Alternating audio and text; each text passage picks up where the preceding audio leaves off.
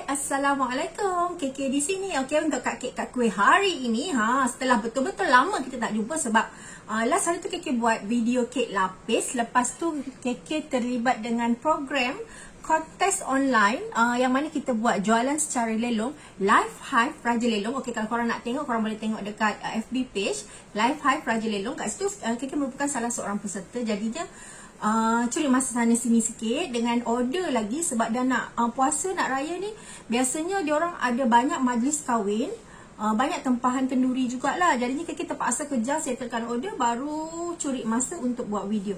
Okey, dah berapa kali ni kita buat kek lapis. So untuk hari ni sebelum puasa dan raya ni lah, KK buat satu video berkaitan dengan roti. KK buat roti naik sebabnya jiran belakang rumah KK dia nak makan roti naik yang panas-panas. Okey, tak ada masalah, kita boleh buat. Tapi memandang kat rumah KK ni, anak-anak KK tak akan makan lah roti kosong kan. Mana mungkin budak sekarang nak makan roti kosong. Jadinya KK buat roti naik yang seiring dengan cita rasa moden. Sekarang kan diorang kalau buat roti naik pun ada topping-topping dengan pelbagai topping yang menempati cita rasa anak-anak zaman sekarang lah. Okey, kalau roti pound, dia dibuat kosong ataupun berinti, dan yang pastinya dia punya berat untuk setiap roti seloyang tu dia orang akan buat 1 pound. Tapi kalau roti naik, kita boleh buat loyang besar mana kita nak buat, tak ada masalah. Okey, dan untuk mengikut arus moden sekarang, dia orang toppingkan dengan pelbagai topping lah. Okey, jadinya untuk hari ni KK buat roti, dan untuk next konten insyaAllah KK akan buat kuih raya, biskut raya, kek raya dan juga kuih muih untuk berbuka puasa. Tarik nafas. Okey, tanpa membuang masa, jom kita tengok bahan-bahan dan cara nak membuatnya. Okey.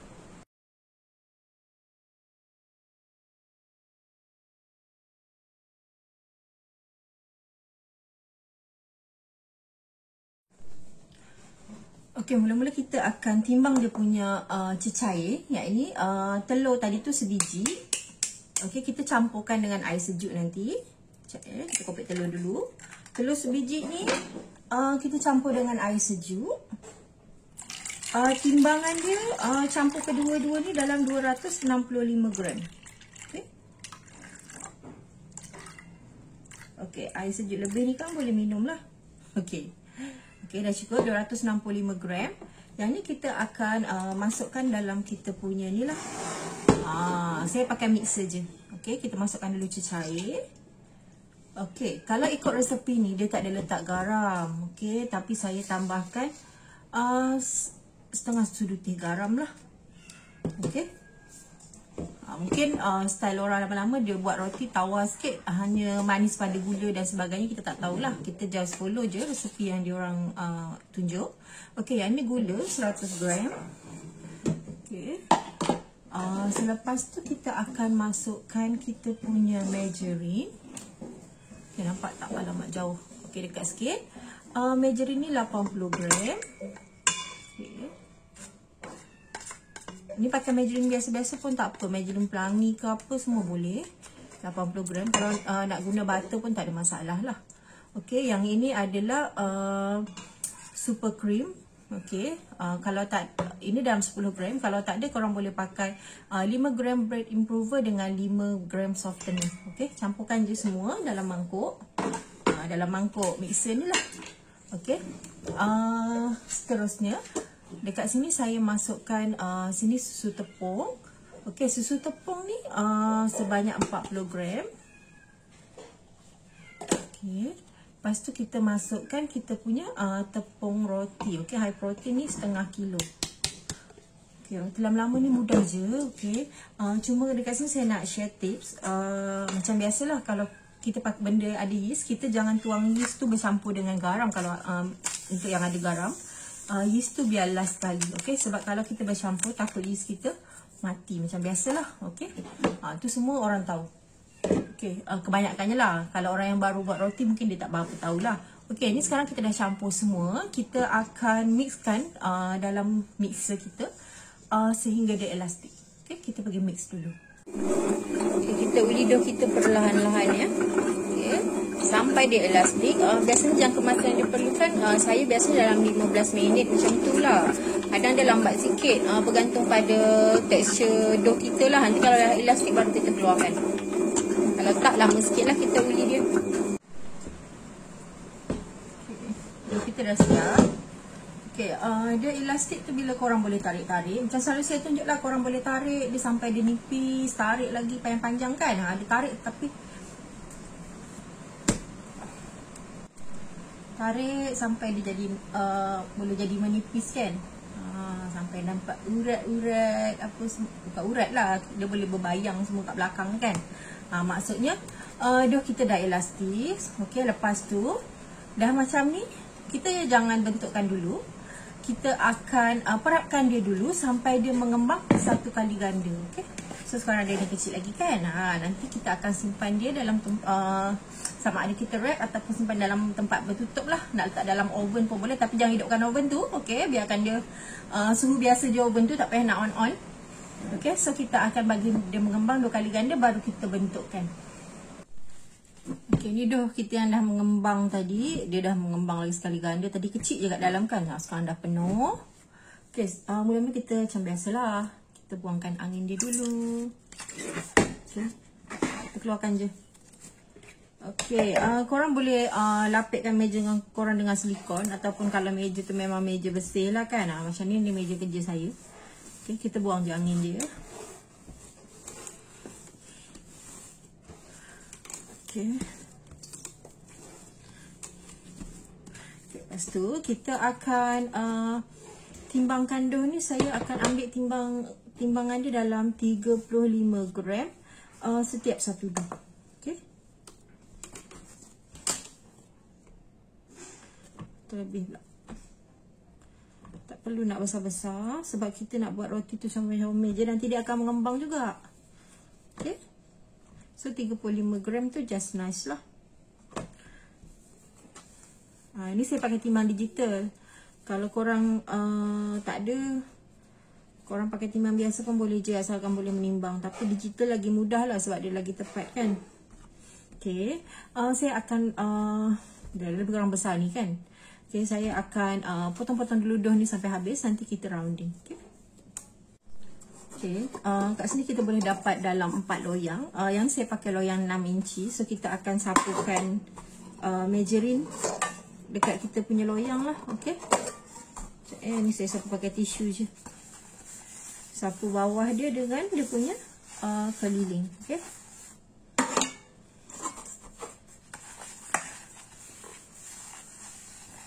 ini saiz 6. Loyang ni memang tak tinggi. Loyang saya ni pun baru lagi. Saya ada beberapa biji lagi lah loyang ni. Saya ni memang kerja membeli loyang je kan.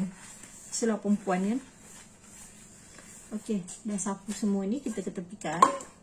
Okay, kita akan rounding kita punya dough lah. Macam biasa, kita merounding tu, kita dough ni letak kat bawah sini kita kan. Lepas tu kita lenyek dia.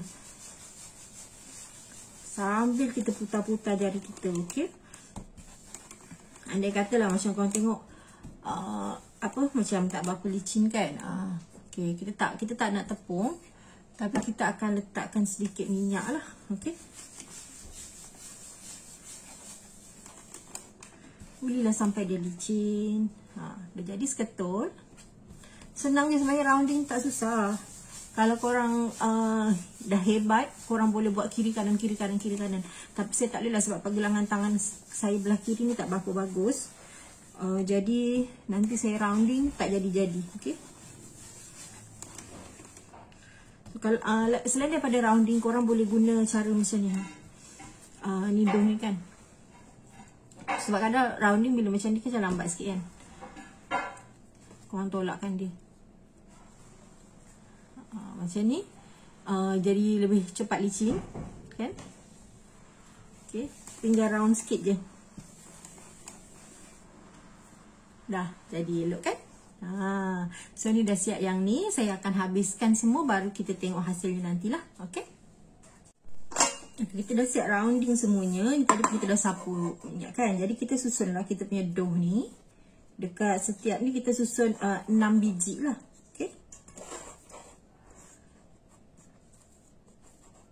Tadi dah mula mengembang. Jadi dia nampak besar sikit lah bila kita masukkan. Kalau korang nak rounding terus masuk dalam loyang pun tak ada masalah. Macam saya tadi, saya siapkan uli semua, baru siapkan rounding semua, baru saya susun. Jadi dia dah mula mengembang lah. So letak 6 biji macam ni, nanti dia akan naik. Okay, kita susun sama jaraknya lah. Tak ada nanti dia terlalu terhimpit, jadi hodoh pula roti kita kan. Okay.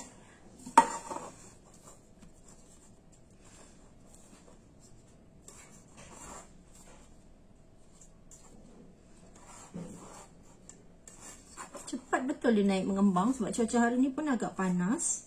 Okay. Memang cepat lah. Dan lagi satu, kalau dough roti ni elok, dia dah proofing semua mengembang dengan elok kan. Jadi memang kita nak membentuk pun sangat cepat.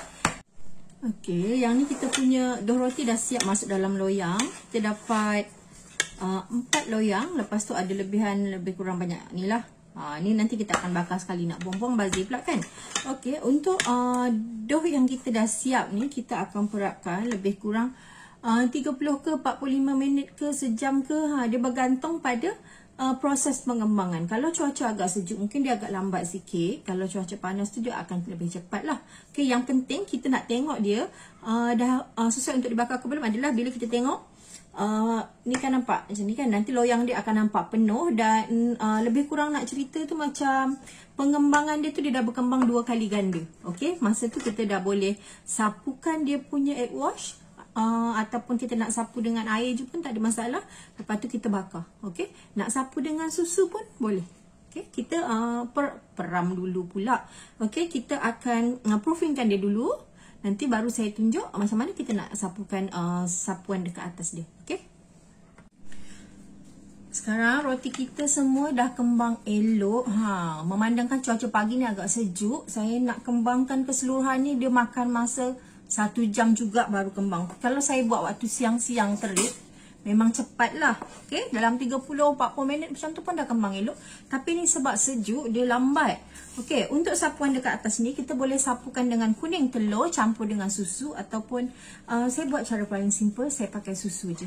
Okay, ini saya pakai susu full cream. So, saya akan sapu ke seluruh roti lah. Okay, kita sapu tu janganlah tunyuh kuat sangat. Nanti roti kita yang dah naik, dah kembang cantik elok kan, dia drop pula kan. Jadi, sapu slow-slow. Okay, dekat sini yang penting, masa korang proofing, korang pastikan dia mengembang 2 kali ganda. Baru kita ni lah. Okay, sapukan dengan susu lah. Okay, untuk oven, saya panaskan dulu oven. Okay, kita akan panaskan dalam 10 minit macam tu lah. Saya set suhu dia 170 darjah Celsius. Okay, nanti kita akan bakar dalam 25 ke 30 minit macam tu lah. Tapi bergantung oven juga. Kalau macam oven korang tengok macam tak berapa masak kan, nampak macam masih mentah. Okay, kita akan tambahkan masa sikit lah. Okay, kalau korang suka dia gelap sikit, macam brownish sikit, boleh tambah masa, tak ada masalah. Kita yang buat dia. Okay, saya sapu dulu kasih habis. Nanti dah siap sapu, saya tunjuk macam mana saya letak tambahan bahan di atasnya. Sebab roti ni tak semua saya akan buat kosong.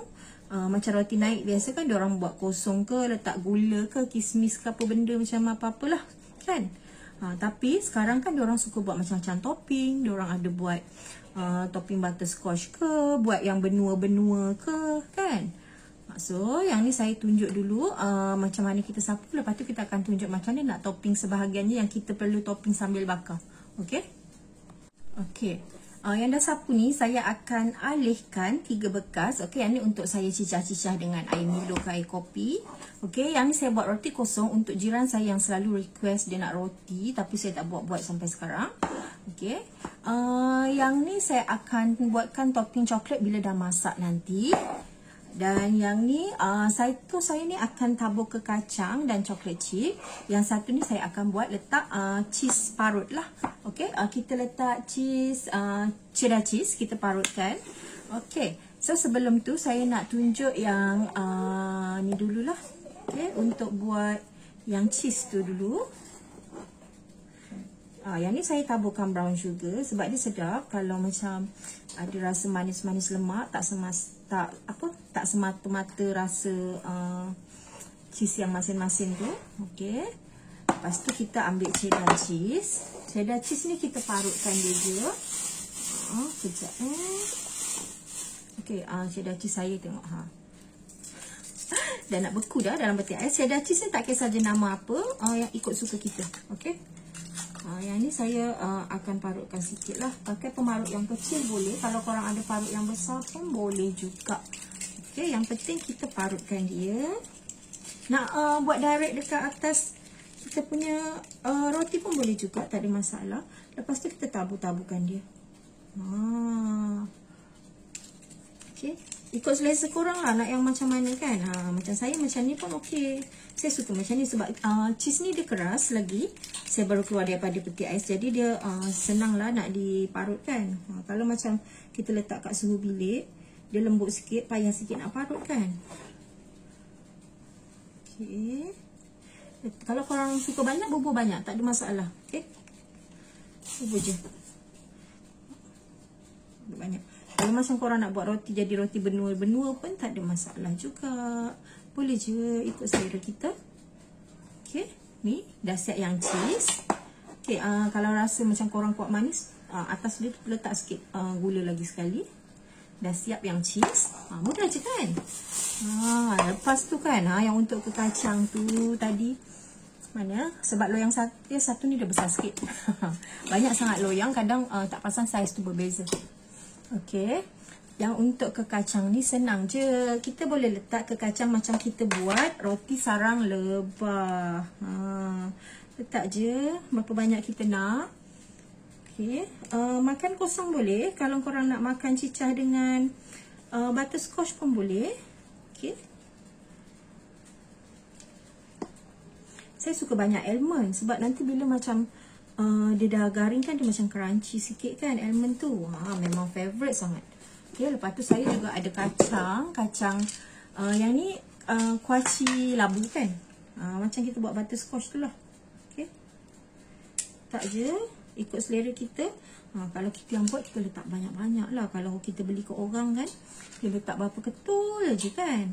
Tapi yang ni saya tak berniat nak buat roti sarang lebah. Kalau korang nak resepi yang sos butterscotch saya buat untuk sarang lebah, korang boleh tengok dekat post saya yang sebelum ni. Saya ada letak. Okay, korang boleh tengok kat situ lah. Bukan main banyak lagi ke kacang. Mentang-mentang buat sendiri kan. Lepas tu saya akan letakkan juga sikit kuaci hitam. Okay. Biar nampak macam meriah berseri-seri tu. Okay, kalau tak suka kuaci hitam, kuaci putih pun boleh lah. Ini saya pakai apa yang ada kat rumah saya. Okay. Lepas tu boleh juga letak chip coklat kalau korang suka. Kalau tak suka tak payah. Macam biasalah, benda semua kita buat kan ikut selera tekak kita. Nak bubur, tak nak sudah. Okay. Okay, dah siap semua ni. Sekarang oven tu saya dah panaskan. Jadinya saya akan bakar dalam 170 darjah Celsius tu 25 ke 30 minit. Okey? Sekarang saya bakar dulu. Nanti kita tengok hasil yang dah siap dibakar. Okey, dah masuk dekat oven. Okey, kita bakar dulu. Macam saya cakap tadi, 25 minit hingga 30 minit 170 darjah Celsius. Api atas bawah Okey, ni roti kita yang dah keluar oven tadi. Dia panas-panas keluar daripada oven. Kita sapukan dengan margarine. Okey, fungsi margarine ni dia bukan je nak bagi nampak roti tu kilat, tapi dia juga untuk memelihara kelembapan roti kita. Okey. Jadi sapu-sapulah margarine. Okey. Sama juga macam cara nak buat roti lain, sangat simple. InsyaAllah kalau korang buat boleh jadilah. Yang penting kita uli dengan betul. Lepas tu kita proofkan dia dengan baik. Jadinya roti tu akan jadi dengan sempurna. Okey, Kiki nak tunjuk roti Kiki. Yang ni sebenarnya tadi Kiki dapat 5 biji, tapi 1 biji yang panas-panas tu dah hantar kat jiran. So Kiki nak tunjuk yang ni roti yang kosong. Lebihan tadi dapat 5 biji aja, okey lah, tak ada masalah. Kita boleh makan. Lepas tu yang ni Kiki toppingkan dengan coklat. Yang topping coklat ni, okey, nak buat coklat dia senang je. Okey, korang boleh pakai coklat kesukaan korang. Korang nak pakai Cadbury pun tak ada masalah. Nak pakai coklat compound pun tak ada masalah. kita double boilkan dia. Lepas tu kita tambahkan sedikit minyak jagung. Okey, kalau tak ada minyak jagung, korang nak pakai minyak masak pun dah bajet sangat pun boleh juga. Tak ada masalah. Okey. So, yang roti yang berikutnya KK buat. Roti yang berkekacang macam ni. Kalau roti macam ni, korang boleh cicah. Korang cicahkan dia dengan mungkin kaya ke, korang nak buat sos butterscotch ke, caramel ke, nak celupkan coklat pun boleh juga. Okey, yang ni tadi yang ketiga KK buat dengan cheese parut. Yang ni memang dah cukup lemak masin lah. Okey, terpulang pada cita rasa kita. Kalau korang nak toppingkan lagi dengan chicken floss pun boleh, tak pun korang nak buat dalam satu biji tu, nak buat campur-campur. Sekarang kan trend macam tu kan. Diorang buat roti 3 benua lah, 4 benua kan. Satu roti ni dia ada 3-4 perasa pun boleh juga. Okey, so nak tengok hasilnya roti kita macam mana. KK kopikan yang ni lah. Atas dia memang dia keras sebab dia kerak daripada cheese, tapi dalam dia tetap lembut. Nampak? Kita koyak lah, ambil sebahagian je. Okey, nak ambil banyak kan, kata habis lah nak makannya kan. Kita patahkan satu. Nampak tak? Dia punya roti punya tekstur sangat lembut, gebu. Ni korang tak berapa nampak jelas. Biasalah telefon murahan kan.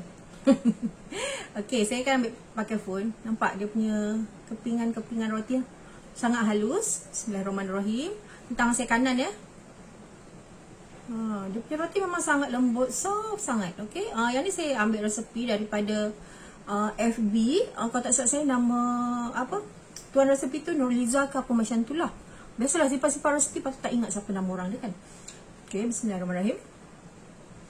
Roti dia memang sangat lembut. Memang puas hati lah buat sendiri kat rumah kan. Rasa macam makan roti kat kedai kan. Macam roti jenama G tu.